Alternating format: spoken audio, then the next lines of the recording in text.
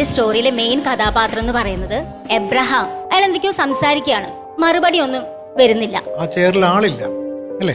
അവിടെ നമുക്ക് ഫ്രെയിം പോണില്ലേ സാർ? ഒരു ചോദ്യം വരികയാണ്, ഞാൻ പറഞ്ഞ കാര്യം എന്തായി? ഒന്ന് പിന്നോട്ട് ചെയറിലേക്ക് ഇരിക്കുകയാണ്. ആ സമയത്ത് പെട്ടെന്ന് അയാളുടെ കഴുത്തിൽ ഒരു കുരുക്ക് വീഴാണ്.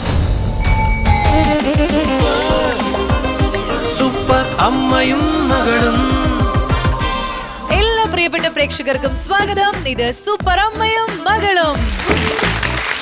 എന്റെ പ്രിയപ്പെട്ട അമ്മമാർക്കും മക്കൾക്കും ഒക്കെ സുഖാണെന്ന് വിശ്വസിക്കുന്നു. യെസ്, അപ്പോ നിങ്ങൾ എല്ലാവരും ഇങ്ങനെ തയ്യാറായി നിൽക്കുന്ന സ്ഥിതിക്ക് നമുക്ക് നമ്മുടെ സൂപ്പർ ജഡ്ജിനെയും നിങ്ങളുടെ പുതിയ സൂപ്പർ ജഡ്ജിനെയും സ്വാഗതം ചെയ്യാം അല്ലേ? So let's welcome Shweta Menon and Rajasenan sir. Yes, അപ്പോൾ നിങ്ങളുടെ സെമി ഫൈനൽ റൗണ്ടിൽ നമ്മളിപ്പോ പോയിക്കൊണ്ടിരിക്കുന്ന കഥ പറയുമ്പോൾ സ്റ്റോറി ടെല്ലിംഗ് അതിലാണ്. പിന്നെ നിങ്ങൾക്കുള്ളത് പെർഫോമൻസ് റൗണ്ട് ഉണ്ട് ആൻഡ് GK അല്ലെ? GK റൗണ്ട് ഉണ്ട്. അത് എനിക്ക് കാണാനായിട്ട് കൊത്തിയായിട്ട് വയ്യ. അപ്പോൾ നമുക്ക് എപ്പിസോഡിലേക്ക് നമ്മുടെ കണ്ടസ്റ്റന്റിനെ വിളിക്കാം. ഒന്നും കൂടി ഞാൻ ഓർമ്മിപ്പിക്കുകയാണ്, സൂപ്പർ അമ്മയും മകളുടെയും വിജയെ കാത്തിരിക്കുന്നത് 3 ലക്ഷം രൂപയാണ്. പറക്കാട് ജ്വല്ലേഴ്സ് ആണ് അത് നൽകുന്നത്. ആൻഡ് രണ്ടാം സമ്മാനം 2 ലക്ഷം രൂപ നൽകുന്നത് ICL ഫിൻകോർപ്പ് ആണ്. മൂന്നാം സമ്മാനം 1 ലക്ഷം രൂപ നൽകുന്നത് കൃഷ്ണ തുളസി കപ്പ് സിറപ്പാണ്. ആൻഡ് നിങ്ങളുടെ ശ്വേതാജിയുടെ പോക്കറ്റ് മണി ഫൈനൽ വരെ നിങ്ങളുടെ കൂടെ തന്നെ ഉണ്ടാവും. Okay, yes. അപ്പോൾ ഇന്ന് നമുക്ക് കഥ പറയുമ്പോൾ സ്റ്റോറി ടെല്ലിംഗ് എന്ന് പറയുന്ന ഈ റൗണ്ടിലേക്ക് ഞാൻ സ്വാഗതം ചെയ്യുന്നു ലിഷ ആൻഡ് നിവേദിത.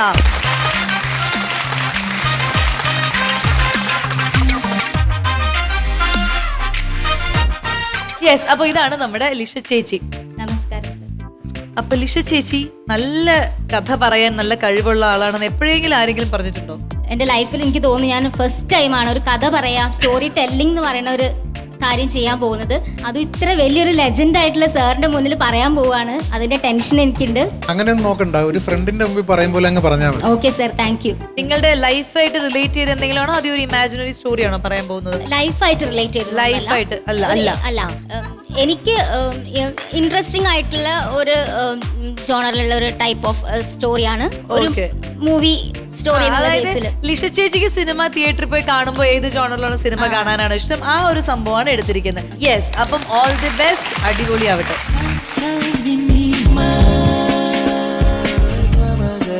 കഥ പറയാൻ റെഡി ആയിട്ടിരിക്കുകയല്ലേ? റെഡിയാണ് സർ. എന്റെ സ്റ്റോറിയിലെ മെയിൻ കഥാപാത്രം എന്ന് പറയുന്നത് ഒരു 55 വയസ്സ് പ്രായം തോന്നിക്കുന്ന എബ്രഹാം, എബിച്ചൻ എന്ന് എല്ലാവരും ഭയങ്കര സ്നേഹത്തോടെ വിളിക്കുന്ന ഒരു ക്യാരക്ടറാണ്. ഞാനത് നമ്മുടെ ഇന്ദ്രൻ സാറിന്റെ രൂപസാദൃശ്യമുള്ള ഒരു ക്യാരക്ടറായിട്ടാണ് ഞാൻ വിചാരിക്കുന്നത്. എനിക്കും അത് ഇഷ്ടമാണ് കേൾക്കാൻ. എന്റെ പ്രിയപ്പെട്ട ആളാണല്ലോ ഇന്ദ്രൻ. അതെ, നമ്മുടെ സ്റ്റോറി തുടങ്ങുമ്പോൾ ഒരു ഇടത്തരം വീടാണ്. ഒരു വീടിന്റെ കിച്ചണിൽ നമ്മൾ ഇരുണ്ട വെളിച്ചാണ് കാണുന്നത്. നമ്മുടെ ക്യാരക്ടർ, അതായത് നമ്മളെ എബിച്ചൻ എന്തോ പാത്രം കഴുകിക്കൊണ്ടിരിക്കുകയാണ്. പക്ഷെ നമ്മുടെ ഫ്രെയിമിൽ പാത്രങ്ങൾ കാണിക്കുന്നില്ല, ബാക്ക്ഗ്രൗണ്ടിൽ പാത്രങ്ങളുടെ സൗണ്ട് കേൾക്കുന്നുണ്ട്. അത് കഴിഞ്ഞ് അയാൾ കൈ കഴുകി 2 പ്ലേറ്റിൽ ചോറ് വിളമ്പി അതെടുത്ത് അയാൾ നേരെ ഡൈനിങ് ഹാളിലേക്ക് വരാണ്. ഡൈനിങ് ഹാളിൽ വന്ന് 2 ചെയറുണ്ട്. ഒരു ചെയറിന്റെ ഫ്രണ്ടിൽ ഒരു ചോറും നെക്സ്റ്റ് ഫ്രണ്ടിലിരിക്കുന്ന ചെയറിന്റെ ഫ്രണ്ടിൽ ചോറും വെച്ചിട്ട് അയാൾ എന്തൊക്കെയോ സംസാരിക്കുകയാണ്. സംസാരത്തിനിടയിൽ അയാൾ ചോദിക്കുന്നുണ്ട്, എന്താ നിനക്ക് കറി ഇഷ്ടപ്പെട്ടില്ലേ? അങ്ങനെ ചോദിക്കുന്നുണ്ട്, മറുപടി ഒന്നും വരുന്നില്ല. ആ ചെയറിൽ ആളില്ല അല്ലേ? അവിടെ നമുക്ക് ഫ്രെയിം പോണില്ലേ സാർ? നമ്മൾ എബിച്ചന്റെ ഇത് മാത്രമേ കാണൂ. അതായത് ആ ചെയർ ഹൈഡ് ചെയ്യുന്നു. അതെ, അവിടെ ഹൈഡാണ്. അത് കഴിഞ്ഞ് അയാൾ കഴിച്ചുകൊണ്ടിരിക്കുകയാണ്. അപ്പോഴും ഒരു വോയിസ് ഓവർ ആയിട്ടൊരു ചോദ്യം വരികയാണ്, ഞാൻ പറഞ്ഞ കാര്യം എന്തായി? ആ ഡയലോഗ് കേട്ട ഉടനെ തന്നെ നമ്മളെ എബിച്ചൻ ചോറ് കഴിക്കുന്നത് അവിടെ നിർത്തി വെച്ചിട്ട് ഒന്ന് പിന്നോട്ട് ചെയറിലേക്ക് ഇരിക്കുകയാണ്. ആ സമയം എന്തോ അയാളുടെ കാലിൽ എന്തോ ഒരു നനവ് ഫീൽ ചെയ്യാണ്. നോക്കുമ്പോൾ ബ്ലഡ് ഇങ്ങനെ ഒഴുകി വരികയാണ്, അയാളെ കാല് നനയാണ്. അപ്പൊ അയാള് ലാഘവത്തോടെ ഷേ എന്ന് പറഞ്ഞ് അത് കാലുകൊണ്ട് തുടച്ച് കളയാണ്. ആ സമയത്ത് തന്നെ ഫ്രണ്ടിലിരിക്കുന്ന ചോറ് തട്ടി വീണ് നിലത്ത്. അതാണ് ഫ്രെയിം, അത് മാത്രമേ കാണിക്കുന്നുള്ളൂ. നെക്സ്റ്റ് നമ്മളെ ഫ്രെയിം പോകുന്നത് ഒരു ബൗളില് ഒരു ഗോൾഡൻ ഫിഷാണ്. നേരെ പാൻ ചെയ്ത് നമ്മളെ എബ്രഹാമിന്റെ ഫേസിലോട്ടാണ് ക്യാമറ പോകുന്നത്. അയാളിങ്ങനെ ഒരു ചിരിയുമായിട്ട് ഇങ്ങനെ ചെയറിലിരിക്കുകയാണ്. അവിടെ നമ്മളെ ടൈറ്റിൽ കാണിക്കുകയാണ്, ജാലം. നമ്മുടെ എബ്രഹാം ഒരു ബീച്ചിൽ മജീഷ്യനാണ്. അയാൾ മാജിക്കുകൾ കാണിച്ചുകൊണ്ടിരിക്കുകയാണ്. അയാൾ കാണിക്കുന്ന മാജിക് എന്താണെന്ന് വെച്ചാൽ ഒരു മുയലിനെ അയാൾ മൂടി വെക്കും. ആ മൂടി തുറന്ന് എടുക്കുമ്പം അതൊരു അണ്ണാനാവുന്നതാണ്. അതേപോലെ തന്നെ ഒരു ആൺകുട്ടിയെ മൂടി വെക്കും. അത് തുറന്നു വരുമ്പോൾ അതൊരു പെൺകുട്ടിയാവാണ്. അപ്പൊ ആളുകളൊക്കെ ഭയങ്കരമായിട്ട് എൻജോയ് ചെയ്യുന്നുണ്ട്, അവരൊക്കെ കൈയടിക്കുന്നുണ്ട്, ഒക്കെ ചെയ്യുന്നുണ്ട്. ആ സമയത്ത് ഒരു 5 വയസ്സുകാരനായ എബിച്ചന്റെ മോൻ ജോയ് ഓടി വരാണ്, പപ്പ എന്ന് വിളിച്ച് ഓടി വരാണ്. എന്നിട്ട് ആ കുട്ടി പറയുന്നത് എനിക്കും ഈ മാജിക് ഒക്കെ പഠിപ്പിച്ചു തരുമോ പപ്പ എന്ന് പറയാണ്. അവിടുന്ന് ഒരു സോങ് ആണ്. ആ സോങ്ങിൽ ഈ അച്ഛനും മകനുമായിട്ടുള്ള ഡീപ്പ് റിലേഷൻഷിപ്പ് കാണിക്കുന്ന ഒരു സോങ് ആണ്. അതിൽ അച്ഛൻ മകന് വാരി കൊടുക്കുന്നുണ്ട്, പഠിപ്പിക്കുന്നുണ്ട്, ഉറക്കുന്നുണ്ട്. അങ്ങനെ കുറേ മൊമെന്റ്സ് നമ്മൾ ആ സോങ്ങിലൂടെ കാണിക്കുകയാണ്. ആ സോങ് കഴിയുമ്പോഴത്തേക്കും ഈ കുട്ടി വലുതായ ഒരു 10th സ്റ്റാൻഡേർഡ് സ്റ്റുഡന്റ് ആയിട്ടുണ്ടാവും. അങ്ങനെ നെക്സ്റ്റ് സീൻ എന്ന് പറയുന്നത് ഒരു രാവിലെ ഒരു 11 മണിയൊക്കെ ആയി കാണും. ബെഡിൽ കിടക്കുന്ന ജോയിനെയാണ് കാണിക്കുന്നത്. അവൻ എണീറ്റിട്ടില്ല. അപ്പൊ ഇങ്ങനെ എബ്രഹാം പറയുന്നുണ്ട്, മോനെ എണീക്ക് വേഗം, നീ എന്താ ഇങ്ങനെ സ്കൂളിൽ പോകണ്ടേ? ഭയങ്കര ലാളനയോടെ സ്നേഹത്തോടെയാണ് അയാൾ പറയുന്നത്. അയാൾ അത്രയും ഒരു സോഫ്റ്റ് ആയിട്ടുള്ള ഒരു പേഴ്സൺ ആണ്. ആ സമയത്ത് ഒരു കോളിംഗ് ബെൽ അടിക്കുകയാണ്. അങ്ങനെ പുറത്ത് പോയി നോക്കിയപ്പം ഒരാള് ഒരു ബൗളിൽ ഒരു 2 ഗോൾഡൻ ഫിഷുമായിട്ട് നിൽക്കുകയാണ്. അപ്പൊ അയാൾ പറയാ, ജോയ് മോൻ എവിടെ? ഇവൻ പറഞ്ഞിട്ടാണ് ഞാനിത് കൊണ്ടുവന്നത്. അപ്പം പറയണം, അവൻ ഇതുവരെ എണീറ്റിട്ടില്ല. എബ്രഹാം പറയാണ്, എന്താ ഇത്ര നേരമായിട്ട് എണീറ്റില്ലേ? നമ്മൾ എല്ലാവരും പണ്ടേ പറയുന്നതല്ലേ, മക്കൾ ഒന്നേ ഉള്ളെങ്കിൽ ഒലക്കൊണ്ട് അടിച്ചിട്ടാണ് വളർത്തേണ്ടത്. ഇങ്ങനെയൊന്നും വളർത്തി കഴിഞ്ഞാൽ മക്കൾ നന്നാവും തോന്നുന്നുണ്ടോ എന്നൊക്കെ പറഞ്ഞ അയാൾ ഇങ്ങനെ ഇവരെ കുറ്റപ്പെടുത്തുന്നുണ്ട്. അപ്പം നമ്മുടെ എബ്രഹാം പറയാണ്, 15 വർഷത്തെ കാത്തിരിപ്പിന് ശേഷമാണ് എനിക്ക് മോനുണ്ടായത്, നിനക്കറിയില്ല. അവനെ തന്നിട്ട് അവള് പോയി. പിന്നെ എൻ്റെ ലോകം മൊത്തം എൻ്റെ മോൻ മാത്രമാണ്. അവന് വേണ്ടിയാണ് ഞാൻ ജീവിക്കുന്നത്. അവനിൽ എനിക്ക് ഒരുപാട് സ്വപ്നങ്ങളുണ്ട്, പ്രതീക്ഷകളുണ്ട്. ഞാൻ ഈ മാജിക് കൊണ്ട് കിട്ടുന്ന വരുമാനം അവനെ ഏതെങ്കിലും ഒരു വലിയ നിലയിൽ എത്തിക്കണം എന്ന് വിചാരിച്ചിട്ടാണ് ഞാൻ ഓരോ കാര്യങ്ങളും മുന്നോട്ട് ചെയ്യുന്നത്. നീ നോക്കിക്കോ, അവനൊരു വലിയ പോലീസ് ഓഫീസറായോ IPS ഓ IAS ആയിട്ട് എനിക്ക് അഭിമാനം ഉണ്ടാക്കുന്ന ഒരു അച്ഛനായിട്ട് ഞാൻ മാറും എന്ന് പറഞ്ഞ് അവിടെ ഷോട്ട് അവിടെ കട്ടാവാണ്. പിന്നെ കാണിക്കുന്നത് നമ്മളെ ബെഡിൽ കിടക്കുന്ന ജോ എണീക്കുന്നതാണ്. എണീറ്റ് വരുമ്പോൾ അവൻ കാണുന്നത് ബൗളിലുള്ള ഈ ഫിഷാണ്. അവന് ഭയങ്കര എക്സൈറ്റ്മെന്റ് ആയിട്ട് അവൻ പറയാണ്, അച്ഛാ ഇതിൽ 2 മീനുണ്ടല്ലോ, ഇതിൽ ഈ വലിയ മീൻ പപ്പ, ഈ ചെറിയ മീൻ ഞാൻ എന്ന് പറഞ്ഞ് അവർ രണ്ടുപേരും ഒരു സന്തോഷത്തോടുള്ള മൊമെന്റ് അവിടെ സ്റ്റോപ്പ് ചെയ്യാണ്. അവിടെ കട്ട്. അടുത്ത സീൻ എന്ന് പറയുന്നത് ഈ നമ്മൾ ജോ പഠിക്കുന്ന സ്കൂളാണ് കാണിക്കുന്നത്. സ്കൂളിന്റെ ഒരു അന്തരീക്ഷമാണ്. അവിടെ ജോയിന്റെ ഒരു ബെസ്റ്റ് ഫ്രണ്ട് ആയിട്ടുള്ള ദിയ, അവർ തമ്മിലുള്ള ഒരു സീരിയസ് ടോക്ക് നടന്നുകൊണ്ടിരിക്കുക. അങ്ങനെ പെട്ടെന്ന് ഇവർ സംസാരിച്ചുകൊണ്ടിരിക്കുമ്പോൾ കുറച്ച് ബോയ്സ് വന്നിട്ട് ഇവനെ കയ്യിൽ കയറി പിടിക്കും. എന്നിട്ട് പറയും, നടക്കട്ടെ എന്ന് പറഞ്ഞിട്ട് അവനെ കളിയാക്കും. അതേസമയം സ്റ്റാഫ് റൂമിൽ ടീച്ചേഴ്സ് സംസാരിക്കുകയാണ്, നമ്മുടെ ആ 10th ആ ജോയും ദിയയും തമ്മിൽ എന്തായി, കുട്ടികളൊക്കെ ഓരോന്ന് പറയുന്നുണ്ടല്ലോ, എന്തൊക്കെയോ നടക്കുന്നുണ്ട്. അങ്ങനെ ആ ടോക്ക് അവിടെ സ്റ്റോപ്പ് ചെയ്യാണ്. നെക്സ്റ്റ് സീൻ എന്ന് പറയുന്നത് വൈകുന്നേരം സ്കൂൾ വിട്ട സമയം ദിയ നമ്മുടെ ജോന്റെ കൈ പിടിച്ചിട്ട് വേഗം വാ എന്ന് പിടിച്ച് ഓടുന്നതാണ്. അപ്പൊ ജോ പറയുന്നുണ്ട്, വേണ്ട ദിയ, അതൊന്നും വേണ്ട അങ്ങനെ പറയുന്നുണ്ട്. പക്ഷെ അതൊന്നും പറഞ്ഞാൽ പറ്റില്ല, നീ വേഗം വാ എന്ന് പറഞ്ഞ് ഓടി കൈ പിടിച്ച് ഓടുന്നതാണ്. ആ സീൻ അവിടെ കട്ടാവാണ്. അന്ന് ഈവനിങ്, അതായത് ഒരു മാജിക് ഒക്കെ കഴിഞ്ഞ് ഒരു 6 മണിക്കൊക്കെ ശേഷം നമ്മുടെ എബ്രഹാം വീട്ടിലേക്ക് തിരിച്ചു വരികയാണ്. വീട്ടിൽ തിരിച്ചെത്തിയപ്പോൾ മകനെ വീട്ടിൽ കാണുന്നില്ല. അയാള് പരിഭ്രാന്തനായിട്ട് എവിടെ പോയിട്ടുണ്ടാവും. അവൻ ഇങ്ങനെയൊന്നും നേരം വൈകി വരാറൊന്നുമില്ല. അവന് അത്രയും നല്ല കുട്ടിയാണ്. അങ്ങനെ വീട്ടിലും അടുത്ത വീട്ടിലും എല്ലായിടത്തും പോയി അന്വേഷിക്കും. കാണുന്നവരോടൊക്കെ ചോദിക്കുന്നത്, മോൻ സ്കൂൾ യൂണിഫോമിൽ കണ്ടോ അങ്ങനെ ചോദിക്കുകയാണ്. അങ്ങനെ അയാൾ നേരെ സ്കൂളിലോട്ട് പോവാണ്. സ്കൂളിലെത്തിയപ്പം അവിടെ ആൾക്കൂട്ടാണ്. അവിടെ ടീച്ചേഴ്സ് ഉണ്ട്, ദിയയുടെ പാരൻസ് ഉണ്ട്, പോലീസ് ഉണ്ട്, അങ്ങനെ കുറേ പേര് അവിടെ നിൽക്കുന്നുണ്ട്. അപ്പം ഇയാള് അവിടുത്തെ ടീച്ചറിനോടാ ചോദിക്കുന്നത്, ടീച്ചർ എൻ്റെ മോൻ ഇതുവരെ എത്തിയിട്ടില്ല. നിങ്ങളുടെ മോൻ മാത്രമല്ല, ദിയെ എത്തിയിട്ടില്ല, അവർ 2 പേരും മിസ്സിംഗ് ആണ്. അവരെ നമ്മൾക്ക് കണ്ടുപിടിക്കാനായിട്ടാണ് നമ്മൾ പോലീസൊക്കെ വന്നിരിക്കുന്നത്. അങ്ങനെ അത് പറഞ്ഞ് ഇയാളാകെ എന്ത് ചെയ്യണം എന്ന് അറിയാണ്ട് ഒരു തൂണിനോട് ചാരി അങ്ങനെ നിൽക്കുകയാണ്. ആ സമയത്ത് ഈ SIന്റെ അടുത്ത് ഒരു കോൺസ്റ്റബിൾ വന്ന് പറയാണ്, സർ ഒരു ചെറിയൊരു ഇൻഫർമേഷൻ ഉണ്ട്. ഈ സ്കൂൾ യൂണിഫോമിൽ 2 കുട്ടികളെ നമ്മൾ അടുത്തുള്ള ഒരു കുറ്റിക്കാട്ടിൽ ഇഞ്ചേർഡ് ആയിട്ട് കാണുന്നുണ്ട്. ആ ചെക്കൻ മരിച്ചു പോയെന്ന് തോന്നുന്നു. പെൺകുട്ടി സീരിയസ് ആയിട്ട് ഹോസ്പിറ്റലാണ്. എന്തോ റേപ്പ് അറ്റംപ്റ്റോ മറ്റോ ആണ്. അവനെന്തോ ചാടിച്ചു കൊണ്ടുപോയതാ. അങ്ങനെ ആ വാർത്ത കേട്ടതും നമ്മുടെ എബ്രഹാം ആകെ എന്താ ചെയ്യേണ്ടതെന്ന് അറിയാതെ അയാൾ ഇങ്ങനെ ഊർന്ന് വീഴുന്നതാണ് കാണുന്നത്. എന്നിട്ട് അയാൾ മുഖം പൊത്തി കരയാണ് ചെയ്യുന്നത്. നെക്സ്റ്റ് സീൻ നമ്മൾ കാണിക്കുന്നത് നേരെ ഹോസ്പിറ്റലിന്റെ ICU ആണ്. ICUന്റെ ഫ്രണ്ടിൽ നിൽക്കുന്നത് നമ്മളെ ദിയയുടെ പാരൻസ് ഉണ്ടാവും, നമ്മളെ പോലീസ് ഓഫീസേഴ്സ് ഉണ്ടാവും. ICUനുള്ളിൽ ക്രിട്ടിക്കൽ കണ്ടീഷനിൽ നമ്മളെ ദിയ കിടക്കുകയാണ്. അപ്പോൾ ഈ പോലീസുകാർ തമ്മിലുള്ള സംസാരമാണ്, ഇനിയിപ്പോൾ ആ കുട്ടിയുടെ ബോധം വന്നിട്ട് വേണം നമുക്ക് മൊഴിയെടുക്കാനായിട്ട് എന്നൊക്കെ പറയാണ്. ആ സമയത്ത് എബ്രഹാം ആകെ തകർന്ന് അയാൾ ഹോസ്പിറ്റലിലേക്ക് വരികയാണ്. അയാൾക്ക് ഇതൊന്നും വിശ്വസിക്കാൻ പറ്റിയിട്ടില്ല ഇതുവരെ.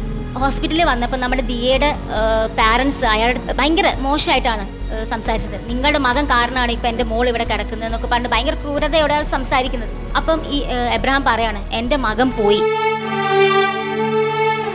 അയാൾക്ക് കൂടുതലൊന്നും പറയാൻ പറ്റുന്നില്ല. അയാൾ അവിടെ ഇരിക്കുകയാണ്. പിന്നെയുള്ള സീൻ വരുന്നത് അയാളുടെ വീടാണ്. അയാളുടെ മോന്റെ കർമ്മങ്ങളൊക്കെ കഴിഞ്ഞു, എല്ലാവരും പോയി. പക്ഷെ നാട്ടുകാരൊക്കെ മോശം മാത്രമേ മോനെ പറ്റി പറയുന്നുള്ളൂ. അപ്പൊ അയാൾക്ക് ഭയങ്കര വിഷമം ഉള്ളിൽ. അയാൾക്ക് ഒന്നും ചെയ്യാൻ പറ്റിയിട്ടില്ല. ഇത്രയും ആൾക്കാരൊക്കെ മോനെ കുറ്റപ്പെടുത്തി, മോൻ നഷ്ടപ്പെട്ടു, ഇനി ലൈഫിൽ ഒന്നുമില്ല. ആ ഒരു കണ്ടീഷനിലാണ് അയാളെ കാണിക്കുന്നത്. പിന്നെ നമ്മൾ കാണിക്കുന്ന സീൻ ICUവിൽ നമ്മുടെ ദിയയുടെ ബോധം തെളിയുന്നതാണ്. ബോധം തെളിഞ്ഞ സമയത്ത് തന്നെ ദിയ അമ്മയുടെ അടുത്ത് പറയാം, അമ്മ എനിക്ക് ഒരു ഉപകാരം ചെയ്യണം, എനിക്ക് ഇവിടെ കിടക്കണ്ട, എനിക്ക് ജോയിൻ്റെ അപ്പനെ എന്തായാലും കാണണം, എനിക്ക് അങ്കിളിനോട് സംസാരിക്കാനുണ്ട്, എന്നെ ഒന്ന് അങ്ങോട്ട് കൂട്ടിക്കൊണ്ട് പോവോ എന്ന് ചോദിക്കുകയാണ്. നെക്സ്റ്റ് സീൻ നമ്മുടെ എബ്രഹാമിൻ്റെ വീട്ടിൽ നമ്മൾ ദിയ എത്തുകയാണ്. ദിയ നമ്മുടെ ഹോസ്പിറ്റലിൽ നിന്ന് ഡിസ്ചാർജ് ചെയ്തിട്ടേ ഉള്ളൂ. ആ ഒരു ഇതിലാണ്, അപ്പിയറൻസിലാണ് വന്നിട്ട് പറയാണ്, അങ്കിൾ എനിക്ക് അങ്കിളിനോട് ഒരു കാര്യം പറയാനുണ്ട്. നമ്മൾ വിചാരിക്കുന്ന പോലെ ഒന്നല്ല കാര്യങ്ങളൊന്നും, ജോ നമ്മൾ വിചാരിച്ച പോലെ ഒന്നല്ല, എനിക്ക് മാത്രമേ അറിയുള്ളൂ കാര്യങ്ങളൊക്കെ. ജോന് അങ്കിളിന് ഒരുപാട് ഇഷ്ടമായിരുന്നു. പപ്പേനെ പറ്റി അവൻ പറയാൻ 100 നാവായിരുന്നു. പപ്പൻ്റെ സ്വപ്നങ്ങളെ പറ്റിയും പപ്പൻ്റെ സ്നേഹത്തിനെ പറ്റിയും പപ്പ അവനെ നോക്കിയതിനെ പറ്റിയൊക്കെ അവൻ എപ്പോഴും പറയായിരുന്നു. പപ്പൻ്റെ മാജിക്കിനെ പറ്റി അവന് അത്രയും ഇഷ്ടപ്പെട്ടൊരു മാജിക് എന്ന് പറയുന്നത് ആണിനെ പെണ്ണാക്കുന്ന മാജിക് ആയിരുന്നു. പപ്പ സത്യം പറഞ്ഞാൽ ജോ ആണായിരുന്നെങ്കിലും അവൻ്റെ ഉള്ളിൽ ഒരു പെണ്ണാവണം എന്നുള്ള ആഗ്രഹമായിരുന്നു ഉണ്ടായിരുന്നത്. അത് എനിക്ക് മാത്രമേ അറിയുള്ളൂ. അല്ല, എനിക്ക് മാത്രമല്ല, അത് വേറൊരാൾക്ക് കൂടി അറിയായിരുന്നു എന്ന് പറയും. ആ ഒരു സമയത്ത് ആ സ്കൂളില് ദിയയും നമ്മുടെ ജോ ആയിട്ടുള്ള കുറച്ച് മൊമെന്റ്സ് കാണിക്കുന്നുണ്ട്. അതായത് ദിയയുടെ മോതിരം, വള ഒക്കെ അവൻ എടുത്തിടുന്നത്, അവളെ പൊട്ടെടുത്ത് വെക്കുന്നത്, അങ്ങനെ കുറച്ച് അവൻ്റെ ഇൻട്രസ്റ്റ് മൊത്തം ഒരു പെൺകുട്ടി കാണിക്കുന്നത് പോലെയുള്ള ഇൻട്രസ്റ്റ് അവന് വരുന്നതായിട്ടുള്ള കുറച്ച് മൊമെന്റ്സ് കാണിക്കുകയാണ്. നെക്സ്റ്റ് വീണ്ടും ദിയയും എബ്രഹാമും തമ്മിലുള്ള ടോക്കാണ്. അത് മാത്രമല്ല പപ്പ, വേറൊരു കാര്യം കൂടി ഉണ്ട്. നമ്മൾ അന്ന് മോശമായിട്ട് എവിടെയും പോയതല്ല, എന്നെ അവനെ ഒരു തരത്തിൽ ഉപദ്രവിച്ചിട്ടല്ല, പക്ഷെ എനിക്ക് തുറന്ന് പറയണം, ഞാൻ എല്ലാം പറയാം എന്ന് പറഞ്ഞിട്ട് പിന്നെ കാണിക്കുന്നത് സ്കൂളിലാണ്. സ്കൂൾ സ്റ്റാഫ് റൂമാണ്. സ്റ്റാഫ് റൂമിൽ നമ്മളെ എബ്രഹാം ചെന്നിട്ട് സാർ എൻ്റെ മോൻ്റെ സർട്ടിഫിക്കറ്റ്സും കാര്യങ്ങളൊക്കെ എനിക്കൊന്ന് തരുമോ എന്ന് ചോദിക്കുകയാണ്. അപ്പോൾ അവിടെ വൈസ് പ്രിൻസിപ്പൽ ഇല്ല.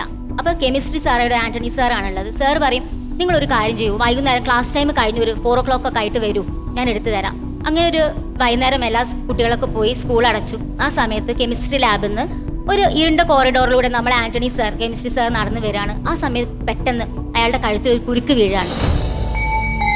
അയാളൊരു അമാനുഷികമായ ശക്തിയോടെ ഒരാൾ അയാളെ അറ്റാക്ക് ചെയ്യാണ്. അയാൾ അടിച്ച് വീഴ്ത്തി വായൊക്കെ പൊത്തി കെട്ടി അയാളൊരു ക്ലാസ് റൂമിലേക്ക് കൊണ്ടുപോയിട്ട് അയാൾ ഒരു ചെയറിൽ കെട്ടി ഇട്ടിരിക്കുകയാണ്. ഈ സമയം ഇയാൾ എന്തൊക്കെയോ പറയുന്നുണ്ട്. എന്താണ്, നിങ്ങൾക്ക് എന്താ വേണ്ടത്, നിങ്ങൾ എന്തിനാ ഇങ്ങനെയൊക്കെ ചെയ്യുന്നത്? കുറച്ച് കഴിഞ്ഞ് ഒരു ചെയറിട്ട് ഫ്രണ്ടിലിട്ടിട്ട് ഒരാളിരുന്ന് നേരെ ക്യാമറ ഫേസ് ചെയ്യുക നമ്മളെ എബ്രഹാം ആയിരിക്കും.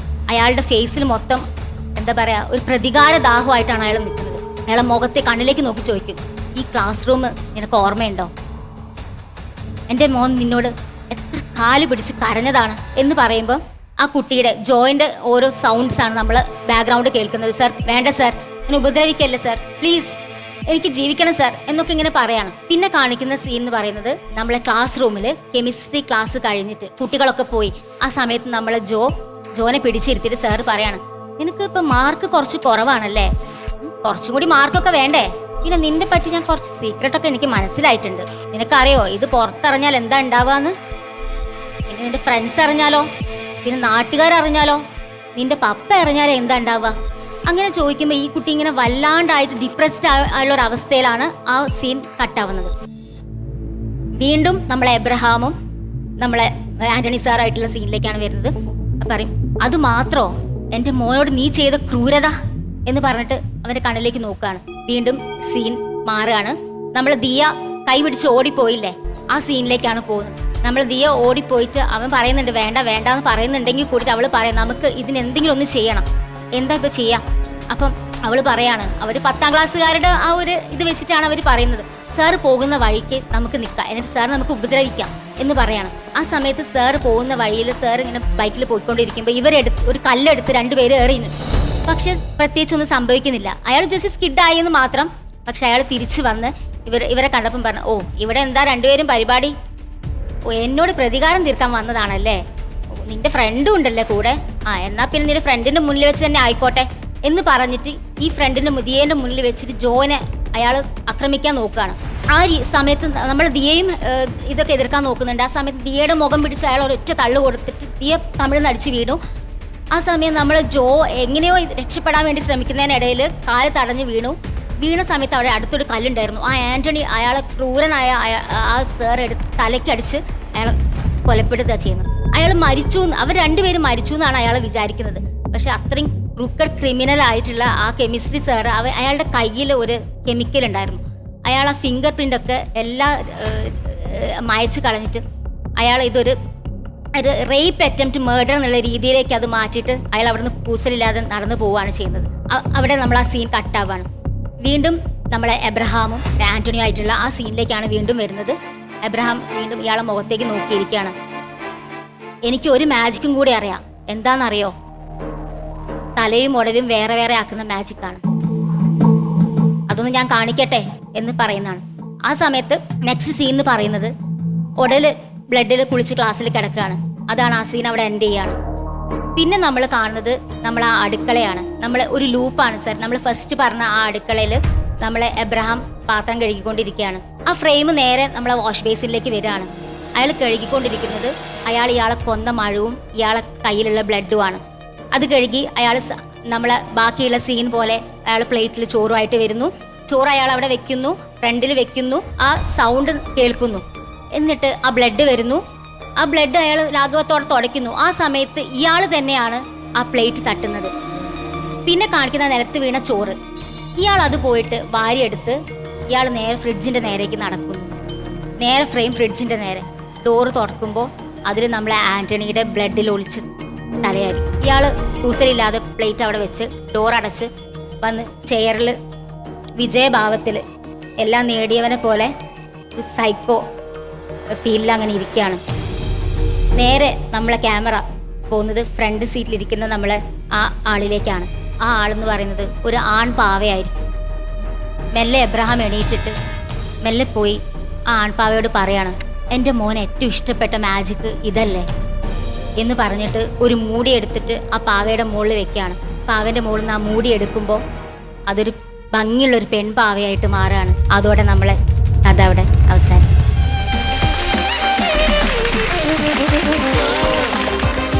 സൂപ്പർ അമ്മയും മകളും. ഒന്നാം സമ്മാനം നേടുന്ന വിജയെ കാത്തിരിക്കുന്നത് പറക്കാട് ജുവൽസ് നൽകുന്ന 3 ലക്ഷം രൂപ സമ്മാനം. ഓവറോൾ പറയുകയാണെങ്കിൽ ബ്രില്യന്റ് ആണ്. നന്നായിട്ട് ചെയ്തു. Thank you sir. Thank you so much. നന്നായിട്ട് ചെയ്തിട്ടുണ്ട്, ഒരു സംശയമില്ല. മാത്രമല്ല അത് പറഞ്ഞൊരു മെത്തേഡും നല്ലതാണ്. Thank you ma'am. ഒരു സ്റ്റോറി റൈറ്ററുടെ എല്ലാ ലക്ഷണവും thank you so much. Story writer മാത്രമല്ല സർ, എഡിറ്ററിന്റെയും ഒരു പോയിന്റ് ഓഫ് വ്യൂ ഉണ്ട്. ഉണ്ട്. സീൻ അവിടെ കട്ടായി, ഇവിടെ കട്ടായി. നമ്മളെല്ലാവർക്കും ആ കട്ട് എല്ലാവർക്കും ഓർമ്മ ഉണ്ടായി. എല്ലാവർക്കും കിട്ടി. അത് കഴിഞ്ഞ് തിരിച്ച് ലൂപ്പിൽ കൊണ്ടുപോയപ്പോ ആ വാക്കാണ് എനിക്ക് ഇഷ്ടപ്പെട്ടത്. ആ സിനിമാറ്റിക് വാക്ക് എന്ന് പറയില്ലേ, അത് സർ നമുക്ക് തിരിച്ച് ലൂപ്പിലേക്ക് പോവാം. തീർച്ചയായിട്ടും ഒരു നല്ല സ്റ്റോറി ടെല്ലറാണ്, സ്റ്റോറി മേക്കറുമാണ്. എന്ന് പറഞ്ഞാൽ കഥ ഉള്ളിലുള്ള ഒരാൾക്ക് മാത്രമേ ഇത്രയും വളഞ്ഞ രീതിയിലൊക്കെ പറഞ്ഞിങ്ങനെ കൊണ്ടുവരാനൊക്കെ പറ്റത്തുള്ളൂ. പക്ഷേ നമ്മളിനി ഇതിനെ ഒരു തിരക്കഥയാക്കാനിരിക്കുമ്പോൾ ഈ പറഞ്ഞതിൽ തന്നെ ചില കാര്യങ്ങൾ സൂട്ടാവാതെ വരും, ചിലത് എക്സ്ട്രാ വേണ്ടി വരും. അതാണ് തിരക്കഥ. ഈ കഥയും തിരക്കഥയും തമ്മിൽ ഒരുപാട് ദൂരമുണ്ട്. ഇപ്പൊ പറഞ്ഞ കഥ മാത്രം നമ്മൾ എടുക്കുകയാണെങ്കിൽ എൻ്റെ കണക്കിനൊരു 40 മിനിറ്റ് സിനിമയേ ഉള്ളൂ ഇതിനകത്ത്. ഈ 40 മിനിറ്റ് കഴിഞ്ഞിട്ട് പിന്നെ ഒരു 40 മിനിറ്റും കൂടെ വേണ്ടി വരുമ്പോഴാണ് ഒരു കഥ നല്ലതാവുന്നതും ചീത്തയാവുന്നതും. എന്തുകൊണ്ടാണ് ഇംഗ്ലീഷ് സിനിമകൾ എപ്പോഴും 1 മണിക്കൂറിലും 1 മണിക്കൂർ 10 മിനിറ്റിലും വരുന്നതെന്ന് ചോദിച്ചാൽ അവർ കഥ സ്ട്രെച്ച് ചെയ്യില്ല. നമ്മൾ ഈ സ്ട്രെച്ച് ചെയ്യുന്നിടത്താണ് ഈ ഡ്രാഗിങ് മറ്റതും മറിച്ചതും ഒക്കെ വരുന്നത്. സൂപ്പർ അമ്മയും മകളും. രണ്ടാം സമ്മാനം നേടുന്ന വിജയെ കാത്തിരിക്കുന്നത് ICL ഫിൻകോർപ്പ് നൽകുന്ന 2 ലക്ഷം രൂപ സമ്മാനം. 3-ാം സമ്മാനം നേടുന്ന വിജയെ കാത്തിരിക്കുന്നത് കൃഷ്ണ തുളസി കഫ് സിറപ്പ് നൽകുന്ന 1 ലക്ഷം രൂപ സമ്മാനം. പിന്നെ ഒരു കോംപ്ലിമെന്റും കൂടെ പറയാം. ഞാൻ തീർച്ചയായിട്ടും ഞാൻ ഇന്ദ്രൻസിനെ ഇന്ന് വിളിച്ചിട്ട് ഇത് പറഞ്ഞു കൊടുക്കും. ഉറപ്പായിട്ടും പറഞ്ഞു. ഡെഫിനറ്റാണ്. ഞാൻ ഇങ്ങനെ ഒരു കഥ കേട്ടു, ഇന്ദ്രന്റെ പേര് പറഞ്ഞിട്ടാണ് അവര് പറഞ്ഞത്. അതുകൊണ്ട് ഇതിന്റെ കഥയുടെ ഡീറ്റെയിൽസ് ആണെങ്കിൽ ഞാൻ നേരിട്ട് പറഞ്ഞു തരാം. ആ പേര് പറഞ്ഞുകൊണ്ട് നമുക്ക് ആ ആളുടെ ഇമാജിനേഷൻ നല്ലൊരു ഇത് കിട്ടി. അത് നല്ലൊരു കാര്യമായിരുന്നു. ഞാൻ കുറെ കാര്യങ്ങൾ മൂപ്പരെ ഹെയർ സ്റ്റൈൽ വരെ ഞാൻ ആലോചിച്ചു. ലിഷയ്ക്ക് ഈ കഥ എങ്ങനെ ഡെവലപ്പ് ചെയ്യണമെന്നുള്ള ചെറിയ ഇതൂടെ പറയാം. ഇത് ഡെവലപ്പ് ചെയ്യേണ്ട 3 ഏരിയ ഉണ്ട്. ഒന്ന്, ഇന്ദ്രൻസിന്റെ അല്ലെങ്കിൽ ആ ക്യാരക്ടർ ആര് ചെയ്യുന്നോ അല്ലെങ്കിൽ ആ കഥാപാത്രം ആ മാജിക് ഷോ കുറച്ചുകൂടി ഡെവലപ്പ് ചെയ്യണം. ഒന്ന്, കാരണം അത് ഇൻട്രസ്റ്റിംഗ് ആണ്. 2, ആ കുട്ടിക്കുള്ള സ്ത്രൈണം അത് കുറച്ചുകൂടെ ഡെവലപ്പ് ചെയ്യണം. അതിനേക്കാൾ പ്രധാനപ്പെട്ടതാണ് ആൻ്റണി എന്ന് പറഞ്ഞ ക്യാരക്ടർ. വളരെ ബ്രില്യൻ്റ് ആയിട്ട് ആ ക്യാരക്ടറിനെ കുറച്ചുകൂടി ഒന്ന് വലുതാക്കണം. ഇത് മൂന്നും വലുതായി കഴിഞ്ഞാൽ നമ്മൾ നേരത്തെ പറഞ്ഞ 40 മിനിറ്റും കൂടി ഇതിനകത്തോട്ട് ഓട്ടോമാറ്റിക്കായിട്ട് വരും. ഓക്കെ, അങ്ങനെ ആയിരിക്കണം ഈ കഥ വർക്ക് ചെയ്യണം. ആക്ച്വലി ആ സീൻസിലൊക്കെ, ഈ ടീച്ചേഴ്സുള്ള സീൻസിലൊക്കെ അയാളെ പ്രസൻസ് ഉണ്ട്, പക്ഷെ നമുക്കത് ആദ്യം പറയാൻ പറ്റില്ലല്ലോ. അതുകൊണ്ടാണ് ഞാൻ പിന്നെ ആന്റണീന്റെ അവിടെ ഒന്നും വെക്കാതെ ആ സസ്പെൻസ് ആദ്യം പറയാം. ഇങ്ങനെയൊന്നും പറയണ്ട. അയാൾക്ക് ഇങ്ങനെയുള്ള ഒരു പെഡാഫിൽ അല്ലേ, പെഡാഫിൽ ഒരു പ്രോബ്ലം ഉള്ളതൊന്നും പറയണ്ട. അയാൾ വളരെ കുട്ടികളോടൊക്കെ വലിയ സ്നേഹമുള്ള ഒരാളായിട്ട് ഇങ്ങനെ പിന്നെ മൂവ് ചെയ്യുന്ന ഒരു രീതി കൊണ്ടുവന്നാൽ മതിയല്ലോ. പിന്നെ ഏറ്റവും എന്താ പറയുക, ഇപ്പോഴത്തെ ഒരു ബിലീവബിൾ ടോപ്പിക്കാണ് നിങ്ങൾ യുനോ, അതെങ്ങനെ അത് മാജിക്കിന്റെ കൂടെ കോർത്തതാണ് എനിക്ക് ഏറ്റവും ഇഷ്ടപ്പെട്ടത്. That was so beautiful point. Because അത് ഇട്ടു ആണായി, അതൊക്കെ നമ്മൾ അത് മാജിക് ആയിട്ടാണ് കാണുന്നത്. ലിഷ ചേച്ചി പറയുമ്പോൾ നമ്മളത് വിഷ്വൽ മാജിക് ആയിട്ടാണ് കാണുന്നത്. തീരെ പ്രതീക്ഷിക്കാത്ത ഈ ദിയാന്റെ ബിറ്റും കുറച്ച് വേണമെങ്കിൽ കൂട്ടാം. ഞാനിപ്പോ പറയാൻ വന്നതാണ്, അവരുടെ ഇന്റിമസി ഇച്ചിരി കൂടെ കൂട്ടാം. ആ പ്രണയമാണെന്ന് ആൾക്കാർ തെറ്റിദ്ധരിച്ചോട്ടെ, അങ്ങനെ ആവട്ടെ. പക്ഷെ അതല്ല. Beautiful. What A surprise Lisha ചേച്ചി. ഒരു ഹഗ് ഞാൻ വരാം.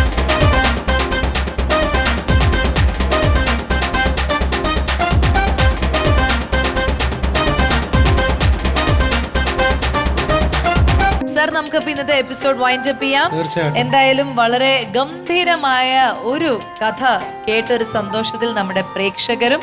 എന്റെ രണ്ടാമത്തെ പടം ഞാൻ സൈൻ ചെയ്തു, അതിന്റെ സന്തോഷത്തിലാണ്.